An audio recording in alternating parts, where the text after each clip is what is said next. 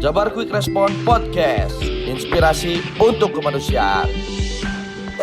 Halo wargi Jabar, tebak sekarang Wida ada di mana? Nah, tapi sebelumnya mungkin teman-teman udah nggak asing nih dengan kata SAR, dengan kata pencarian. Nah, nanti Widi nggak sendiri, bakal ditemenin sama orang keren lah tentunya.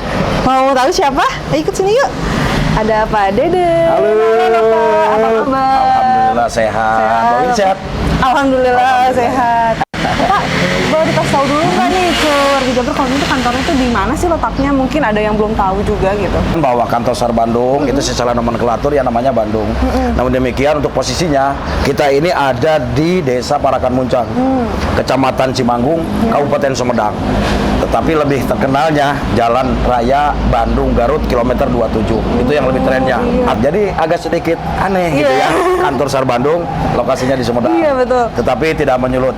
Apa sih artinya sebuah nama ya? Yang jelas bahwa kami mempunyai tugas dan fungsi memberikan pelayanan kepada masyarakat yang memerlukan bantuan SAR ya, terutama bagi masyarakat Jawa Barat. Nah, Bapak boleh dijelasin sendiri nggak nih kayak sejarah singkat nih Basarnas dibentuk terus akhirnya bisa ada di Jawa Barat juga gitu. Ya, jadi diawali dengan ada penyebutan istilah black area atau area hitam ya bagi suatu negara yang tidak memiliki SAR.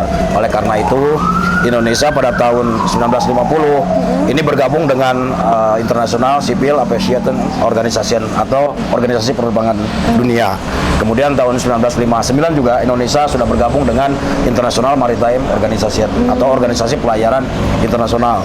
Nah, dengan masuknya anggota dua organisasi tersebut, tentunya Indonesia harus sudah wajib hukumnya memiliki SAR dalam rangka melaksanakan tugas-tugas pencarian ya di negaranya itu. Nah, kemudian berdasarkan Kepres nomor 11 tahun 72, nah lahirlah Badan SAR Nasional yang sampai dengan saat ini setiap tanggal 28 Februari kita ulang tahun ya, dan percislah di tahun ini kita merayakan ulang tahun yang ke-50.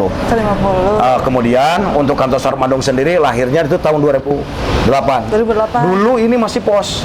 Jadi Bandung ini ada di bawah Jakarta.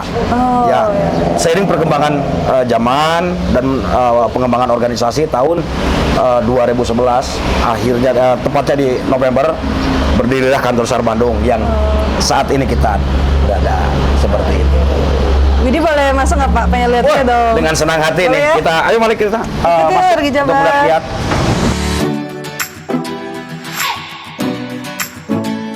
Apa nih Pak? Ini bagian apa? Ruangan apa? Ya, ini adalah ruangan layanan publik ya. Jadi kalau ada masyarakat melaporkan tentang kejadian kecelakaan, bencana secara langsung ke kantor SAR, ini ruangan inilah yang dijadikan ruangan untuk pelayanan pengaduan. Dan masyarakat juga selain menyampaikan informasi musibah atau kecelakaan, juga kalau misalkan saya pengen latihan dengan Basarnas nih, maka bisa langsung datang ke Basarnas. Kemudian nanti kita akan layani pertama kali ada di ruangan ini. Mari kita masuk ke dalam. Oke. Nah, di sini juga kita banyak sekali nih. Ada penghargaan ya kelihatan. Artinya apa yang kita pernah lakukan, apa yang kita pernah perbuat, ini mendapatkan banyak apresiasi dari terutama masyarakat Jawa Barat dan pemerintah Provinsi Jawa Barat. Ini sangat luar biasa dan kami mengucapkan banyak terima kasih kepada masyarakat, dan tentunya keberadaan kami di Jawa Barat ini mungkin sangat diharapkan dan kami juga ingin memberikan manfaat kepada masyarakat Jawa Barat seperti itu. Ini apa nih Pak? Nih penghargaan apa aja nih? Boleh dijelasin? Baik itu penghargaan maupun event-event yang kita ikuti ya, baik di internal Basarnas maupun di eksternalnya, dan alhamdulillah semuanya memberikan satu bukti bahwa kita terlibat dalam kegiatan tersebut seperti itu. Katanya SAR di Indonesia itu masuk ke peringkat berapa gitu Pak di dunia, benar nggak sih Pak? Ya, minggu lalu ya sesuai dengan peringkat yang ada ya, alhamdulillah kita di Asia Pasifik itu ranking 3. Ya, itu tentunya menambahkan spirit dan tentunya kita juga harus terus mengembangkan kemampuan dan profesionalisme, dan kita tunjukkan kepada negara luar bahwa Indonesia mampu, Indonesia hebat, Indonesia bisa.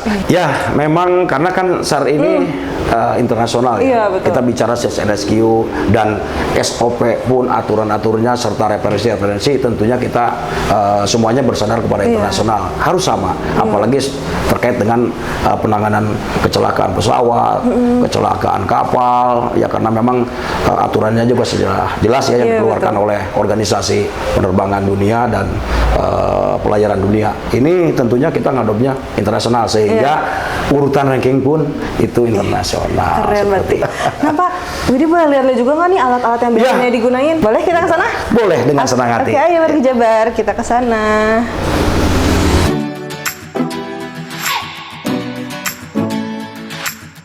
Nah, Teh Widi, ayeuna nya sekarang kita sudah ada di gudang. Di Ini di gudang. lantai di basementnya ya gudang, karena untuk peralatan yang lainnya ada di atas. Kita lihat dulu yang ada di Iya. bawahnya. Boleh, monggo. Kalau ini rak perahu karet ya, kebetulan perahu karetnya banyak yang dilipat di sebelah sana. Nah, ini untuk penyimpanan, sehingga pakai rak kenapa? Untuk mempermudah penyimpanan dan pengambilannya pada saat iya, iya. ingin cepat-cepat digunakan. Jadi kita harus siap atau ya. respon time kita memang harus benar-benar cepat. Cepat, ya. Semakin cepat kan golden time-nya di situ, maka peluang untuk menyelamatkan korban itu semakin besar. Banjir itu di perumahan Iya. yang memang padat, kita tidak tahu pagernya orang. Beberapa alut kita perahu karet ini suka bocor, oleh sebab itu kita sekarang yang ngambil dari pelajaran itu kita ngambil yang fiber. Nah, ini penyimpanan mesinnya ya. Jadi sewaktu-waktu kita ambil, kita langsung masukin ke kendaraan dan kita langsung bisa bergerak. Dan selain itu juga di depan juga sudah ada yang kita standby-kan. Begitu ada informasi, teman-teman yang siaga langsung naik ke kendaraan, langsung kita bisa berangkat, sehingga itu memaksimalkan waktu yang ada. Kalau itu apa tuh Pak? Mobil apa ya ini? Ya, ini sebutannya? bisa kita gunakan juga untuk pencarian di gunung ya, untuk mobilisasinya gitu kan. Peralatan yang banyak itu kita adanya di atas. Di atas. Ya, Oke, mari kita ke atas ya Pak.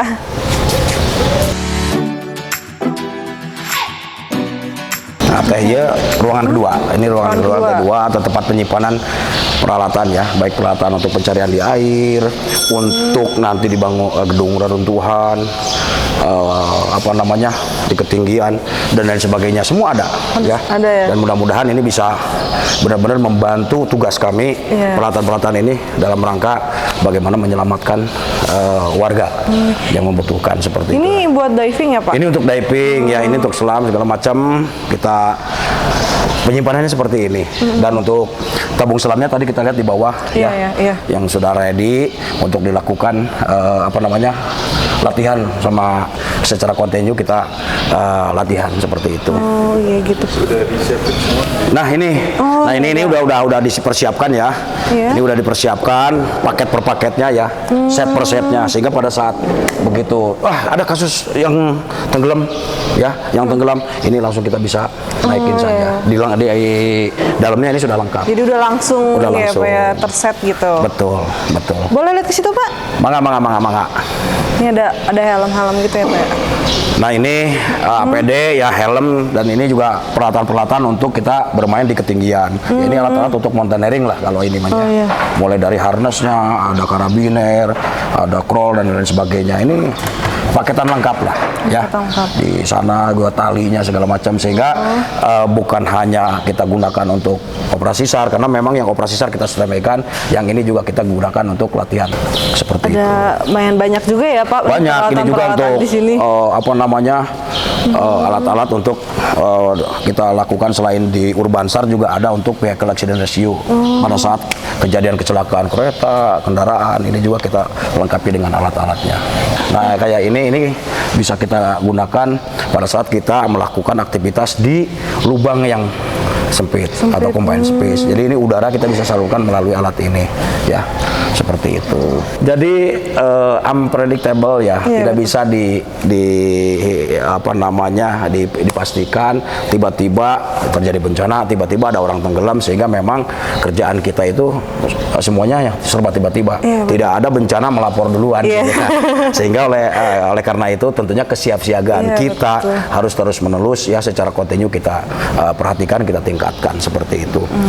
Nah, ini juga ada di sini banyak nih buku-buku SAR Go to School, karena sesuai yang saya sampaikan tadi, iya, bahwa iya, kita benar. punya program juga Basarnas masuk sekolah, baik itu ke TK, SD, SMP, sampai ke SMA. Di sini lengkap. Maka dari itu apa namanya, Kita terhalang oleh pandemi ya 2 tahun sehingga kita belum bisa melakukan atau melakukan edukasi kepada sekolah-sekolah. Namun demikian di tahun ini tentunya sudah banyak juga tawaran-tawaran dan program-program yang akan kita lakukan edukasi ya. ke sekolah. Karena udah mulai masuk lagi ya sekarang sekolahnya, betul. Sekolah sudah mulai offline, kemudian juga tentunya kita manfaatkan nih luang waktu itu karena budaya keselamatan itu atau safety culture ini sekarang sudah agak sedikit luntur. Iya, betul. Oleh sebab itu tentunya kita mempunyai peran penting di dalam membantu mitigasi dan bagaimana kita mengedukasi sedini mungkin ya warga masyarakat. Oleh sebab itu mulai dari TK, SD, SMP kita berikan informasi dan edukasi. Apa sih yang harus dilakukan pada saat ya misalkan lagi aktivitas belajar gempa seperti apa kita simulasikan. Kami juga berterima kasih kepada semua stakeholder terkait TNI, Polri, kemudian pemerintah daerah di semua kabupaten kota termasuk Provinsi Jawa Barat, kemudian organisasi-organisasi masyarakat. Begitu ada kejadian ratusan orang bahkan ribuan orang yang berada di lokasi dan tentunya itu meringankan tugas dari Basarnas. Saling membantu gitu. Betul ya. sekali. Pak, gimana kalau kita ngobrol-ngobrol lebih lanjut lagi gitu Pak? Dengan senang hati ya sekalian kita sambil ngopi. Oke, kita ngopi-ngopi. Oke. Kita sekarang udah di ruangan Bapak ya Pak, betul? Ya, kita berada di ruangan tempat kerja saya. Ngobrol-ngobrol lebih lanjut lagi ya Pak ya. Boleh. Mungkin warga Jabar masih belum puas gitu. Pasti banyak yang kepo lah gitu ya seputar SAR tuh kayak gimana gitu. Nah Pak, apa sih operasi SAR itu gitu, misalkan warga Jabar belum tahu, terus apa bedanya sama pencarian biasanya tuh? Ya kan kalau kita bicara operasi SAR itu kan serangkaian kegiatan yang mencari, menolong, menyelamatkan jiwa manusia ya yang mengalami kecelakaan, baik itu penerbangan, pelayaran, kondisi membahayakan manusia. Nah, apa itu kondisi membahayakan manusia? Seperti orang tenggelam, orang kecemplung ke sumur, lengit di gunung, mau bunuh diri dan lain sebagainya. Itu kondisi membahayakan manusia dan membantu penanganan bencana alam di fase tanggap darurat. Karena secara umum penanggulangan bencana itu adalah leading sektornya kan di BNPB. Nah, Basarnas ini melakukan irisannya di dalam tanggap darurat di fase ya itu tadi tanggap darurat ya untuk melakukan pencarian dan pertolongan sesuai dengan tugas pokok dan fungsinya Basarnas dan kecelakaan dengan penanganan khusus. Apa yang dikategorikan penanganan khusus? Seperti kecelakaan tabrakan kereta, mobil bis yang kemarin tabrakan beruntun itu masuknya ke kecelakaan dengan penanganan khusus, masuk ke jurang dan lain sebagainya. Dan tentunya itu peralatan-peralatannya khusus dan kemampuannya pun khusus seperti itu. Nah, kira-kira apa nih alur operasi SAR dilakukan tuh gimana sih? Terus kalau misalkan warga Jabar mau melapor tuh harus ke mana gitu? Wargi Jabar upami ningali atau keluargina misalkannya mengalami kecelakaan, misalkan tenggelam atau apa atau hilang di gunung, bisa langsung kontak ke 115 yaitu kontak emergensinya Basarnas itu di 115 atau di kontak Jawa Barat atau disampaikan ke pihak-pihak terkait di wilayah itu seperti Polsek. Nanti insya Allah akan diteruskan oleh mereka kepada Basarnas. Dan gak usah khawatir, aduh nanti kumahanya upami datang tim SAR bayar, itu gratis. Ya, silakan bisa langsung menyampaikan. Atau yang sekitar dekat sini yang mau langsung datang ke kantor Basarnas yang tadi di awal kita sampaikan lokasinya di sini. Silakan 24 jam kita standby, kita siaga. Jadi ini tengah malam gak enak, jangan gak enak. Kalau gak enak kan tinggal tambah picin dengan garam, insya Allah jadi enak. Jadi datang saja karena memang tugas pokok kami adalah bagaimana kita memberikan pelayanan terkait dengan SAR bagi masyarakat khususnya di Jawa Barat ini. Berarti bisa via sosmed juga ya Pak? Bisa. Jadi petugas yang ada di sini itu bukan hanya menungguin telepon, tetapi teman-teman ngecek informasi-informasi yang berkembang di sosial media karena memang sekarang sudah eranya seperti itu. Terus biasanya persyaratan apa aja sih Pak yang harus dilaporin gitu kalau misalkan kita mau melapor? Nggak pakai persyaratan, begitu kita lihat nanti kita langsung disampaikan. Nah nanti kami akan melakukan nggak langsung berangkat ya. Kita juga harus meng-cross check kejadian itu benar apa enggak. Verifikasi dulu. Verifikasi. Gitu ya, selain kepada pelapor, maka kita juga akan menghubungi pihak-pihak terkait seperti Polres. Kalau misalkan ada kontak personnya di kecamatan, di pihak-pihak pemerintah yang ada di sana atau organisasi masyarakat yang bergerak di bidang kemanusiaan. Karena selain melakukan pencarian, tugasnya Basarnas itu adalah melakukan pembinaan dan organisasi-organisasi di di Jawa Barat itu sangat banyak. Ya, di setiap daerah itu kami memiliki potensi binaan yang berasal dari masyarakat. Nah, kadang-kadang informasi itu dari mereka, dan mereka memang sebagai respon awal. Karena gini, begitu kejadiannya di Indramayu, kan kita perlu akses waktu ya, karena jaraknya jauh. Kalau dari Bandung sendiri kan sekitar 2,5 jam, 3 jam, baru kita tiba di lokasi. Ya, begitupun dari Cirebon butuh waktu sekitar kurang lebih 1 jam. Nah, siapa rescuer yang akan langsung melakukan penanganan, pencarian dan sebagainya, dan serta evakuasi? Tentunya kan masyarakat sekitar. Nah, organisasi-organisasi yang berbasis masyarakat inilah yang perlu kita terus tumbuh kembangkan dengan dilakukan pembinaan-pembinaan untuk bagaimana melaksanakan prosedur pada saat menangani korban.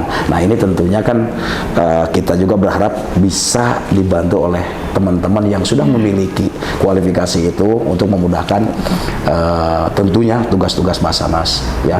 Dan Basarnas sendiri atau SAR sendiri kan bukan hanya milik Basarnas, ya, sesuai dengan undang-undangnya. Ini Undang-Undang 29 tahun 2014 ya.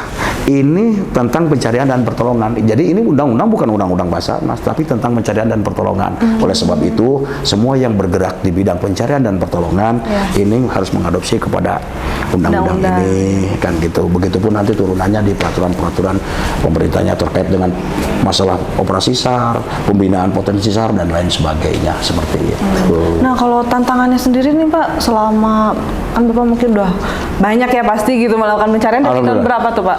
Saya bergabung di Basarnas tahun 96 ya. 96. Jadi 96 kurang lebih 26 tahun. 26 tahun? 26 tahun, tapi saya banyak berkiprah di luar provinsi. Saya orang asli Jawa Barat, letaknya dari yang mencintai bumi, Sukabumi kan, Sukabumi. Nah, saya mengawali dinas di Sulawesi Selatan, ya kurang lebih hampir 19 tahun. Berarti 26 tahun berkiprah ya Pak? Terus dari situ loncat ke Sumatera, baru ke balik kampung. Dari 26 tahun itu tentunya kan, ya kalau Pak berapa kali melaksanakan operasi, kayaknya sudah lupa saya. Ya sudah lupa, karena memang dari awal saya juga masuk sebagai tim pencari gitu loh. Udah lupa lah, banyak sekali. Bahkan di Sulawesi Selatan selama 19 tahun saja kan sudah ribuan. Termasuk yang besar seperti kasus yang banyak disoroti masyarakat itu adalah Adam Air dulu. Saya juga pelakunya. Air Asia juga saya jaga di daerah perbatasan antara Sulawesi dan Kalimantan, karena di hari ke-17 ini kan korban sudah banyak yang terseret ke wilayah perairan Makassar. Nah, saya bagian kebagi ya untuk melakukan pencarian di perairan Makassar, dan alhamdulillah juga kita mendapatkan 17 paket lah ya, kita istilahkan paket dari korban Air Asia ya. Nah, ini banyak sekali. Nah, terkait dengan masalah hambatan kendalanya ya, yang kita hadapi paling, mohon maaf ya, kita akan bersentuhan dengan yang namanya cuaca, apalagi kita mencari di laut ya, pasti akan kita berhadapan dengan faktor cuaca ya, ombak, angin, arus dan sebagainya. Kemudian visibility ya, kalau misalkan kita lagi asik mencari kemudian hujan dar-der di Sambar, kemudian petir angin besar, akan menimbulkan gelombang yang tinggi, dan itu juga menjadi kendala ya yang harus kita hadapi pada saat kita melaksanakan operasi pencarian. Oleh sebab itu, bagi masyarakat pada saat cuaca clear ya, cuaca clear, operasi SAR itu dilakukan 24 jam. Tetapi kita melihat situasi dan kondisi dari cuaca. Karena gini, kita punya keinginan untuk terus melakukan pencarian, tetapi kalau kondisi si pencarinya itu juga tidak aman, kan gitu, bisa mencelakakan. Bisa mencelakakan, yang pada akhirnya kan, kalau istilah sederhana mah, korban tetap korban, jangan menambah korban, apalagi korbannya dari petugas, kan begitu. Nah, oleh sebab itu, ini yang perlu diketahui oleh masyarakat, bahwa banyak analisa-analisa dan pertimbangan-pertimbangan pada saat kita melaksanakan operasi pencarian dan pertolongan di lapangan. Kan masyarakat mah atau teman-teman media dan keluarga korban maunya kan, begitu ada kejadian, keluarga saya harus cepat ditemukan. Perlu saya sampaikan di sini bahwa harapan keluarga korban dengan harapan kami tim pencari itu sama. Begitu kami berangkat ke lokasi kejadian, kami ingin melakukan yang terbaik dan kami ingin segera menemukan korban sehingga pekerjaan kami selesai. Kan kami juga tidak mau berlama-lama, karena memang stres. Pasti ya Pak. Karena yang kita hadapi ya. Pada saat kita melaksanakan operasi SAR itu bukan orang yang lagi gembira, yang lagi duduk pengantin atau hajatan, tetapi orang yang sedang berduka. Oleh sebab itu tentunya harapan keluarga korban dan harapan kami itu sama, tetapi atau namun demikian ya, kita selalu melihat faktor cuaca. Misalkan kita nih Pak, warga sipil biasa itu bisa ikut pencarian nggak SAR gitu? SAR adalah kita katanya, kan begitu. Iya. Semua punya kewajiban untuk menjadi seorang SAR. Ya, bagaimana caranya? Sederhana sebetulnya. Oh, jangan hanya mengandalkan keinginan. Kan sekarang banyak nih bertumbuh dan berkembang organisasi masyarakat yang bergerak di bidang kemanusiaan, tapi tidak memiliki kemampuan. Nah, saya harapkan kepada teman-teman dari organisasi yang bergerak di bidang kemanusiaan, ya, silakan datang ke Basarnas untuk dilakukan atau untuk minta kegiatan bimbingan, ya, bimbingan, pelatihan teknis, sehingga dia memiliki kemampuan. Ya, ada persyaratannya nggak Pak? Ya tentunya nanti ya, kalau misalkan kayak gini, saya pengen punya kemampuan teknik pencarian di permukaan air atau di bawah permukaan air. Nah, tentunya nanti di sana ada persyaratannya. Kalau misalkan nggak bisa berenang terus kemudian dia ingin ilmu itu kan agak repot. Salah satu persyaratannya tentunya kan bisa berenang. Terus yang kemudian juga kita melihat faktor usia ya. Terus kemudian sehat jasmaninya dan rohaninya. Ya kan? Jadi faktor usia pun kadang sebetulnya tidak menjadi penghalang. Nah, yang menjadi penghalang adalah kesehatan. Jadi memang jasmani rohani juga harus sehat. Seperti itu. Kalau misalnya untuk menjadi tim SAR sendiri nih, kompetensi apa sih yang biasanya harus dimiliki? Ini SARMA yang mana nih? Kalau ke Basarnas, ya kalau masuk bergabung dengan Basarnas ini adalah organisasi sipil ya. Jadi kita statusnya adalah pegawai negeri. Ya, pegawai negeri. Tentunya kan persyaratannya dari Kemenpan RB ya. Jadi kita melalui proses rekrutmen.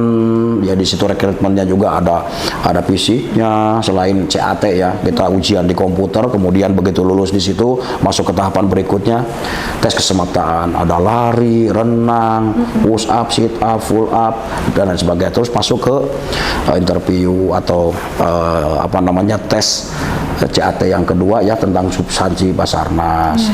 Jadi tahapannya seperti itu. Kemudian kalau misalkan lulus ya alhamdulillah bergabung dengan Basarnas gitu. Namun demikian sebelum susah misalkan masuk Basarnas, ya diawali dari niat untuk bagaimana membangun daerahnya masing-masing dengan menjadi organisasi yang bergerak di bidang kemanusiaan di wilayahnya. Insya Allah dengan kemampuan-kemampuan itu juga bisa menjadi seorang SAR, ya, walaupun bukan Basarnas, kan begitu, atau anggota Basarnas seperti itu. Nah, kalau Basarnas sendiri pernah ke luar negeri Pak? Ya tentunya kita juga banyak sekali anggota Basarnas yang memang sekolahnya di luar, ya, untuk mengembangkan kompetensi dan kemampuan. Kita bekerja sama dan alhamdulillah Indonesia juga kan sekarang sudah jadi anggota Insarak ya. Nah, Insarak artinya pada saat terjadi bencana alam atau bencana di luar negeri, kemudian Indonesia sekarang sudah bisa langsung melakukan bantuan bantuan SAR di negara yang mengalami bencana tersebut. Ya. Kalau untuk perbedaannya sendiri biasanya gimana Pak di Indonesia sama di luar negeri gitu? Tekniknya biasanya? Ya kalau seperti yang saya sampaikan ya, kalau acuan dan SOP-nya itu sama, ya sama lah. Yang beda itu memang budaya. Saya lihat yang pertama adalah budaya ya. Kalau di Indonesia kan terjadi kecelakaan terhadap warga negara, maka yang ada di lokasi itu kan semua komponen. Ya, bukan hanya Basarnas. Jadi enaknya Basarnas kan tinggal mengkoordinasikan, kemudian membuat rencana operasi yang melaksanakan kan semua pihak. Ada TNI-nya, ada Polri-nya, ada pemerintah daerah, kemudian organisasi masyarakat, bahkan masyarakat di sekitar pun ikut turun membantu walaupun tidak diminta. Inilah yang berbeda ya di luar negeri. Mungkin di luar negeri itu kan produk gotong royong, saling bantu membantu. Itu kalau kita kan memang diciptakan oleh nenek moyang kita kan itu. Ya pada saat saya sekolah pun ya ada pelajaran Pancasila kan gitu. Kita harus gotong royong, bantu-membantu katanya kan begitu. Namun demikian kalau kita bicara peralatan tentunya di luar lebih canggih karena peralatan yang kita miliki juga yang canggih-canggih produknya produk luar semua gitu. Cuman iklim kali ya Pak ya, cuaca kan beda juga ya. Betul.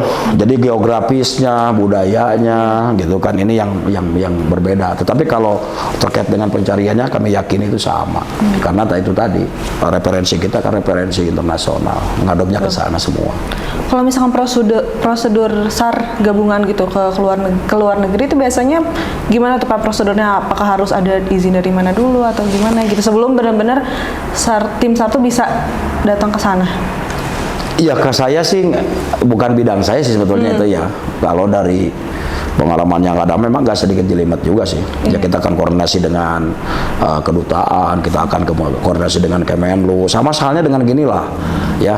Pada saat nanti walaupun ini kita bicara kemanusiaan kan, misalkan di Indonesia ini terjadi gempa di Palu misalkan kayak kemarin, terus kemudian negara-negara luar kan pengen ikut serta membantu lah ya dengan dorongan kemanusiaannya gitu kan, tidak langsung serta-merta bisa masuk ya. Mereka harus mendapatkan izin atau security clearance ya, itu yang dikeluarkan oleh pemerintah Indonesia. Jadi kalau nggak diizinin ya nggak bisa masuk kan seperti itu. Kecuali kalau misalkan tujuannya mereka mungkin mau wisata ya dengan visa wisata ya kapan saja kan begitu. Iya, betul. Nah kalau ngomongin SAR nih Pak, ada kayak hal-hal unik apa? Ya budaya di Indonesia. Makanya kadang-kadang suka ada anekdot nih Sardukun gitu ya, dan ikut berperan. Nih masih ingat ya kasus Adam Air. Nama-nama tren di Republik Indonesia itu seperti Mama Loren dari Ambon, Ki Gendeng Pamungkas, Ki Joko Bodo dan segala macamnya ikut membantu SAR dengan caranya beliau kan begitu. Betul. Dengan caranya beliau. Nah eksekusinya ya kembali ke kami lah pasukan yang di ini berdasarkan ya itu tadi analisa dan kemampuannya beliau kan begitu dalam rangka membantu pencarian. Ya namanya juga perakiraan lah sama dengan cuaca kadang-kadang kan cuaca sekarang mah halo dok tiba-tiba hujan kan gitu. Tidak bisa diprediksi namanya juga perakiraan. Nah ini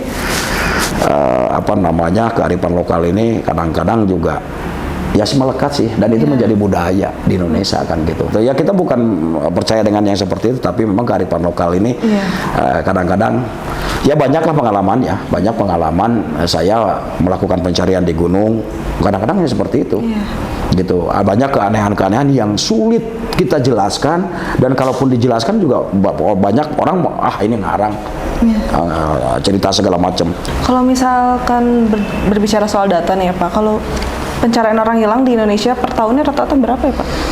Di tahun ini saja ya kita kurang lebih sudah 56 ya kali melakukan pencarian terhadap orang hilang di gunung. Kebanyakan orang tenggelam sih kalau di Jawa Barat ini. Jadi mayoritas tuh emang di air gitu ya Pak? Betul. Tahun 2021 ini totalnya kita 140. Kalau kita bagi 12 berarti kan rata-rata sebulan berapa gitu ya. Sehingga kalau misalkan ada warga masyarakat atau siapapun datang ke kantor SAR, kok kantor SAR sepi ya? Nah gitu. Kan pencarian tidak dilakukan di kantor SAR, dilakukan di lokasi. Sehingga memang anggota kita. Terus kemudian selain kita melaksanakan operasi SAR, beberapa anggota kami juga melakukan pembinaan. Misalkan di komunitas apa, di lokasinya di mana, kan begitu. Sehingga memang yang di kantor itu rata-rata memang sepi pada saat ada aktivitas kan seperti itu. Nah, pandangan Bapak sendiri nih terkait tim disaster Jabar Quick Response gimana Pak? Saya berterima kasih kepada Jabar Quick Response yang memang selama ini kan kerjasama kita, terus kemudian bantuan-bantuan juga yang diberikan itu secara real, bukan hanya teori ya, tetapi kita bisa implementasikan bersama. Sinergitas, soliditas kita juga sudah terjalin begitu eratnya.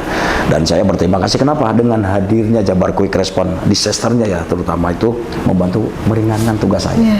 Ya saya mengulang-ulang menyampaikan bahwa membantu meringankan tugas kami di Basarnas ya. Karena memang personil Jabar Quick Response kan beredar di mana-mana dalam rangka bergerak di bidang kemanusiaan yang salah satunya adalah terkait dengan masalah kebencanaan dan rescue. Nah ini tentunya kedepannya mari kita sama-sama lah ya berbarengan bagaimana kita sama-sama meningkatkan kemampuan, meningkatkan koordinasi, komunikasi, bukan hanya ya di bidang pencarian dan pertolongannya, tapi nanti sharing teknologi dan segala macamnya, transfer knowledge di bidang hal lain. Dan kami juga butuh itu sehingga kami bisa melengkapi ya personil-personil kami dengan kemampuan-kemampuan yang lain selain ya di bidang pencarian dan pertolongan gitu. Itu ya. Bersinergi ya gitu ya, Pak. Betul sekali. Nah, wargi Jabar kita tadi udah keliling-keliling nih, udah tahu juga ya Pak lokasi di sini tuh di mana gitu. Nah, mungkin Bapak terima kasih banyak ya Pak udah Kami atur nuhun ya atas kasumpingan anak dia sekalian bersilaturahmi dan saya juga mendapatkan manfaat dan ilmu-ilmu nih dari rekan-rekan semua nih. Ya sering-sering kita sehingga kita bisa memberikan edukasi secara kontinu kepada masyarakat. Iya, Bapak boleh dadah dulu ke kameranya, dadah. Jabar juara gitu ya Pak ya. Jabar Juara. Makasih Bapak. Ya, sami-sami. Jabar Quick Response untuk kemanusiaan.